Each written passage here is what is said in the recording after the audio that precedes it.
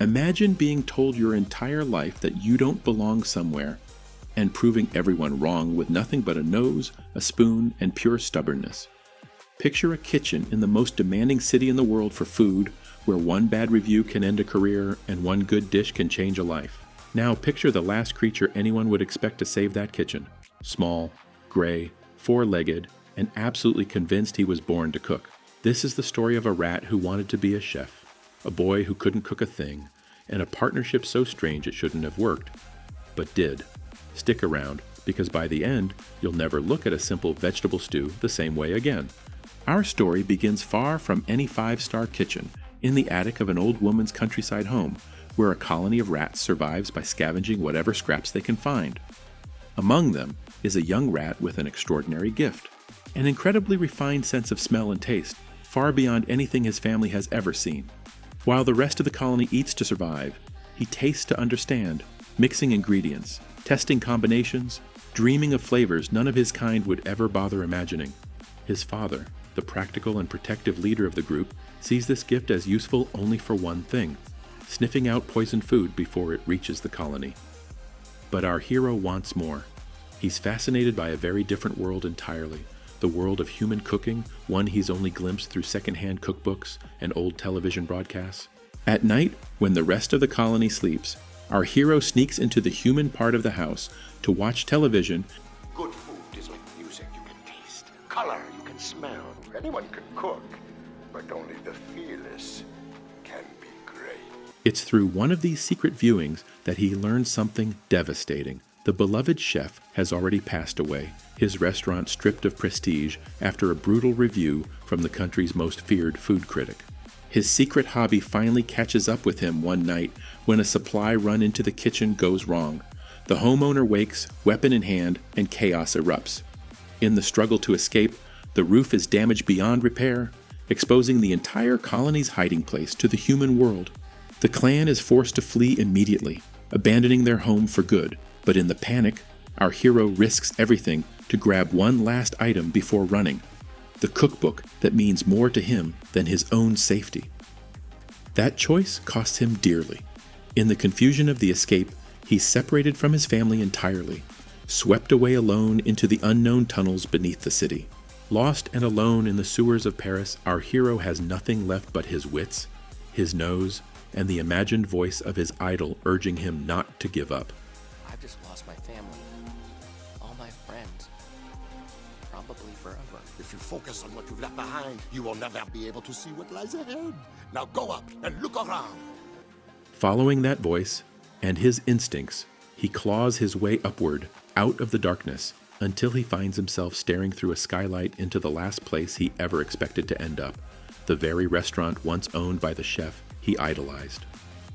Below him is a fully working professional kitchen, alive with noise, heat, and the kind of culinary artistry he's only ever dreamed about. It's here that his story truly begins to change direction.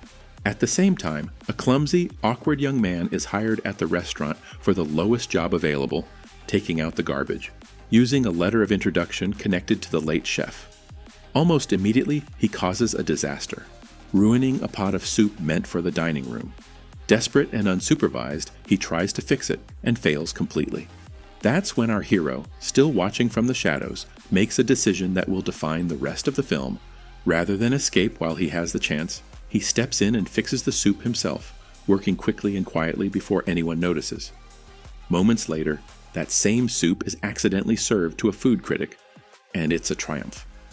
She wants to. She's a chef. She likes the soup. The staff is stunned. No one in the kitchen has any idea what actually happened, especially not the timid garbage boy who's suddenly being credited with culinary genius. When the kitchen's aging owner discovers the truth, that the soup was tampered with by vermin, he orders the garbage boy to get rid of the culprit immediately.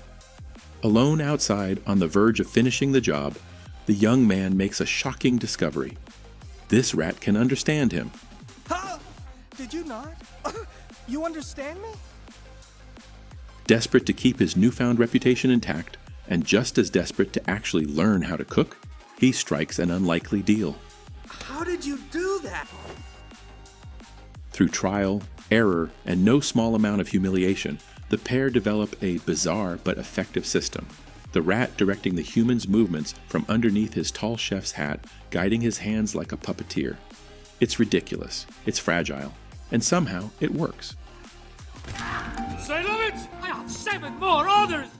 Just as things start looking up in the kitchen, our hero reconnects with his brother, and through him, his father, who is furious to learn his son has chosen to stay near humans instead of returning to the family. You're talking like a human. They're, not so bad. What makes you so sure? Come with me. I got something I want you to see. He tries to scare his son straight with a grim warning about how humans really treat their kind, but the warning falls flat. Our hero has already made his choice. Meanwhile, back at the restaurant, the ambitious and controlling head chef, who has quietly been profiting off the late owner's name for years, discovers an old, damning letter. It reveals that the awkward garbage boy isn't just some random hire, he's the secret son of the very chef who built this restaurant and its rightful heir. Determined to protect his own position, the head chef hides the evidence rather than let it surface. But our hero, ever resourceful, manages to track it down and deliver it straight into the hands of the young man it concerns most. You get out of my office. He's not in your office. You are in his. Armed with proof of his true identity, the former garbage boy is suddenly the rightful owner of the entire restaurant. With their secret culinary partnership flourishing behind the scenes, the restaurant's reputation begins to soar once again. Life is looking up for the young chef in more ways than one, as a romance quietly blossoms with one of the kitchen's most talented and no-nonsense cooks.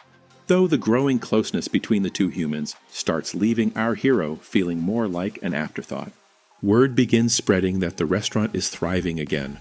Word that eventually reaches the one man responsible for its downfall in the first place. The country's most feared and merciless food critic. Furious and intrigued, he announces plans to return and settle the score once and for all. Meanwhile, tensions boil over in the kitchen after the young chef, caught up in his own sudden fame, publicly claims full credit for the food during a press interview. Don't give me that look! You were distracting me in front of the press! How am I supposed to concentrate with you yanking on my hair all the time? Your opinion isn't the only one that matters here. Colette knows how to cook too, you know. Ow!